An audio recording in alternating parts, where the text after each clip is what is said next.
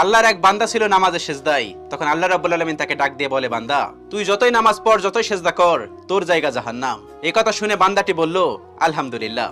আল্লাহ তখন বলে, এই বান্দা, জাহান্নামের কথা শুনে কেউ আলহামদুলিল্লাহ কয়? বান্দা তখন বলে, আল্লাহ, জাহান্নামের মালিকও তুমি, জান্নাতের মালিকও তুমি। তুমি আল্লাহ খুশি হয়ে যদি আমাকে জাহান্নামও দাও, তাও আমার আপত্তি করার কোনো অধিকার নেই। আল্লাহ তখন বলেন, বান্দা, জাহান্নামে গেলে তুই পুড়ে যাবি, তোর খুব কষ্ট হবে। বান্দা তখন বলতেছে, আল্লাহ, কষ্ট শুধু আমার হবে না, তোমারও হবে। আল্লাহ তখন বলতেছে, বান্দা, তুই পুড়বি জাহান্নামের আগুনে, আমার কষ্ট হবে কেন? বান্দা তখন বলে, আল্লাহ, কোনো মায়ের কোল থেকে যদি কোনো বাচ্চা পানিতে পড়ে যায়, তাহলে কোনো মাই দূরে দাঁড়িয়ে থাকতে পারে না, দৌড়ে গিয়ে বাচ্চাকে কোলে নেয়।